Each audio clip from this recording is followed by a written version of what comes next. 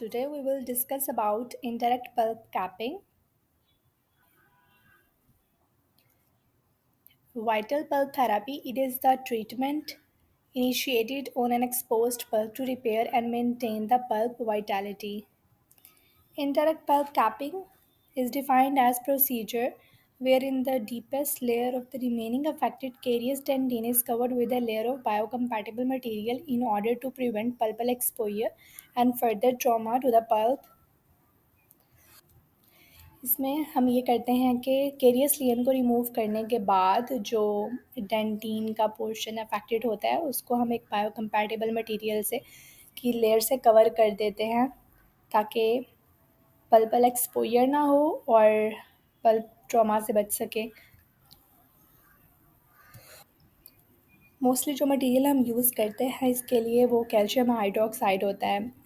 What is the difference between infected dentine and affected dentine? Infected dentine वो portion होता है जो कि सॉफ्ट होता है और अफेक्टेड डेंटिन वो पोर्शन जो हार्ड होता है।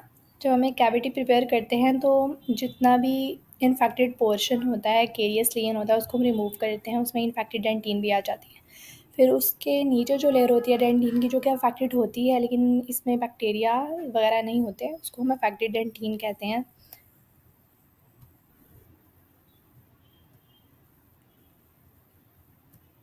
Indications. History. Mild pain associated with eating. Negative history of spontaneous extreme pain. अगर spontaneous extreme pain होगी तो that case जो है वो irreversible pulpitis की तरफ जाता है, उसके लिए अलग ट्रीटमेंट होता है। अब क्लिनिकल फीचर्स क्या होते हैं? Deep carious lesion which are close to but not involving the pulp. Carious lesion close तो होता है लेकिन पल्प को इन्वॉल्व नहीं करता। One pulp inflammation is seen as nominal and there is definite layer of affected dentine after removal of the infected dentine. Radiographic features normal laminar dura and pedial space होती है और कोई रेडियोल्यूसेंसी bone में हमें show नहीं होती। These are the indications for indirect pulp capping. So what are the contraindications? History patient को sharp penetrating pain feel होगी, prolonged spontaneous pain at night.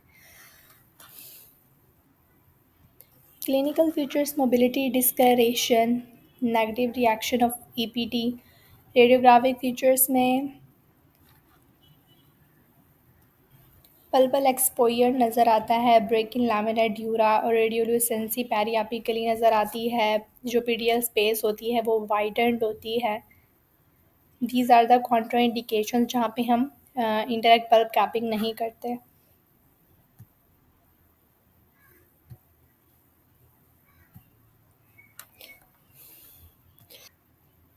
So here is the procedure for indirect pulp capping. इसमें हम deep carious लियन है उसको हमने remove कैसे करना है। फर्स्ट एनेस्थीसिया और रबर डैम आइसोलेट करते हैं कम्प्लीटली टीथ को, कैरियस लियन को रिमूव करते हैं हम। नो पल्पल एक्सपोजर नहीं है और no signs of irreversible pulpitis, then जो remaining affected dentin is covered with calcium hydroxide and overlying base of IRM and टारम रेस्टोरेटिव मटेरियल से हम कवर करते हैं उसको। फिर 3 to 8 वीक्स तक पेशेंट को वेट करवाते हैं। उसके बाद जब पेशेंट आता है अगर तो पेशेंट एसिम्प्टोमेटिक है फिर हम उसके सेकंड विज़िट में प्रोसीजर डन करते हैं। और अगर सिम्प्टोमेटिक अभी भी है तो this is the Contra indication, फिर दूसरे प्रोसीजर की तरफ जाता है।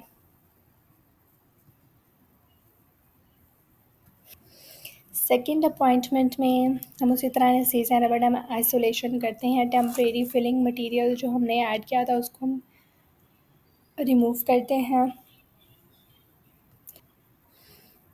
फर्दर एक्सकवेशन करते हैं और क्लिनिकली कंफर्म करते हैं change in colour and hardness of affected dentin.